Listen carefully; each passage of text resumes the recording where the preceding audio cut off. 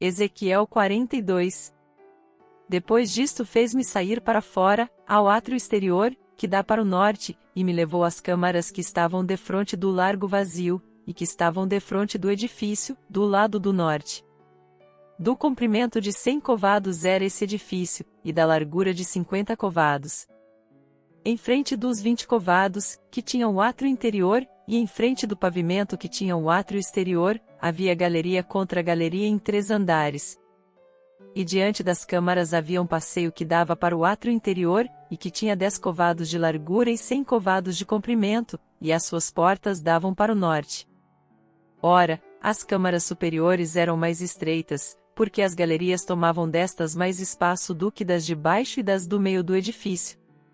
Porque elas eram de 3 andares e não tinham colunas como as colunas dos átrios, por isso desde o chão se iam estreitando mais do que as de baixo e as do meio. No lado de fora, em paralelo às câmaras e defronte delas no caminho do átrio exterior, havia um muro que tinha 50 covados de comprimento. Pois o comprimento da série de câmaras que estavam no átrio exterior era de 50 covados, enquanto da série que estava defronte do templo era de 100 covados.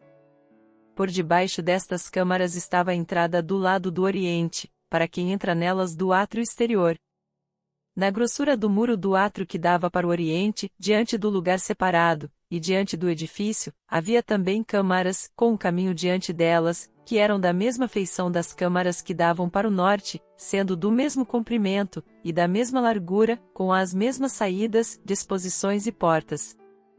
E conforme eram as portas das câmaras que davam para o sul, era também a porta no topo do caminho, isto é, do caminho bem em frente do muro à direita para quem entra. Então me disse, as câmaras do norte, e as câmaras do sul, que estão diante do lugar separado, são câmaras santas, em que os sacerdotes que se chegam ao Senhor comerão as coisas santíssimas. Ali porão as coisas santíssimas, as ofertas de cereais, as ofertas pelo pecado, e as ofertas pela culpa, porque o lugar é santo. Quando os sacerdotes entrarem, não sairão do santuário para o átrio exterior, mas porão ali as suas vestiduras em que ministram, porque elas são santas, e vestir-se-ão doutras vestiduras, e assim se aproximarão do lugar pertencente ao povo. Tendo ele acabado de medir o templo interior, fez-me sair pelo caminho da porta oriental, e o mediu em redor. Mediu o lado oriental com a cana de medir, 500 canas de largura. Mediu o lado do norte, 500 canas, com a cana de medir. Mediu também o lado do sul, 500 canas, com a cana de medir. Deu uma volta para o lado do ocidente, e mediu 500 canas, com a cana de medir. Mediu-o pelos 4 lados. Havia um muro em redor, de 500 canas de comprimento, e 500 de largura, para fazer separação entre o santo e o profano. O capítulo 42 de Ezequiel faz parte da visão do profeta sobre o templo restaurado, descrevendo com detalhes minuciosos os aposentos dos sacerdotes e sua função no santuário. Essa visão não apenas oferece um modelo arquitetônico, mas também reflete princípios espirituais profundos para o relacionamento entre Deus e seu povo. 3 pontos principais emergem neste texto: o espaço santo e o papel sacerdotal. Os aposentos descritos destacam o papel especial dos sacerdotes no serviço ao Senhor, incluindo áreas para preparação e santificação, a santidade e a separação. A estrutura do templo e suas áreas reforçam o conceito de separar o sagrado do profano. Ordem e organização no serviço de Deus. O detalhamento minucioso da arquitetura aponta para a importância da ordem e da organização nas coisas espirituais. Aplicações práticas para a nossa vida. 1. O espaço santo e o papel sacerdotal. Os aposentos dos sacerdotes simbolizam o privilégio e a responsabilidade de ministrar diante de Deus.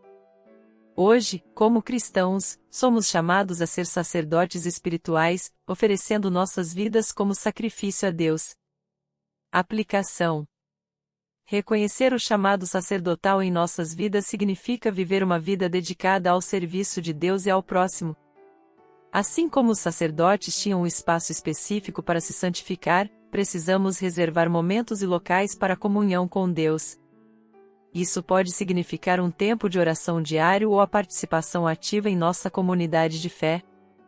Lembre-se, nosso corpo também é o templo do Espírito Santo. Cuidar de nossa saúde física, emocional e espiritual é um ato de adoração que reflete nossa responsabilidade como sacerdotes. 2. A santidade e a separação. A separação entre áreas do templo reflete o cuidado em preservar a santidade das coisas de Deus. Para nós, isso aponta para a necessidade de distinção entre o que é santo e o que é secular. Aplicação. Em um mundo que constantemente tenta apagar a linha entre o santo e o profano, somos chamados a viver de maneira contracultural. Isso implica em escolhas conscientes, como consumimos conteúdos, como utilizamos nosso tempo e com quem nos associamos. Santidade não é isolamento, mas sim refletir o caráter de Deus em todas as áreas da nossa vida. Ao colocarmos Deus em primeiro lugar, influenciamos positivamente aqueles ao nosso redor, demonstrando que viver para Ele traz paz e propósito. 3. Ordem e organização no serviço de Deus. O detalhamento arquitetônico do templo em Ezequiel não é por acaso. Deus valoriza a ordem e a excelência em tudo que fazemos para Ele. Aplicação. Esse princípio nos desafia a sermos organizados e intencionais em nossas atividades espirituais e cotidianas. Seja na administração da casa, no trabalho ou no ministério, a ordem glorifica a Deus. Não se trata de perfeição, mas de fazer o melhor com os recursos que temos. Por exemplo, um ambiente de oração organizado pode facilitar uma maior concentração e reverência ao nos aproximarmos de Deus. Pergunte-se: como posso aplicar mais excelência e dedicação no que faço para Deus? Conclusão. O capítulo 42 de Ezequiel nos ensina que Deus deseja que nossa vida espiritual seja marcada por santidade, responsabilidade e ordem. Esses princípios são aplicáveis hoje, pois nos ajudam a viver de maneira que glorifique o Senhor e inspire outros. Ao nos entregarmos ao serviço de Deus, experimentamos sua paz e nos tornamos reflexos da sua glória em um mundo necessitado de luz. Agora que você aprendeu algo novo e edificante, inscreva-se no canal para não perder estudos como este.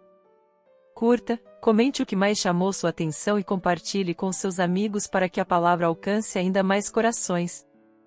Vamos juntos espalhar a mensagem de Deus.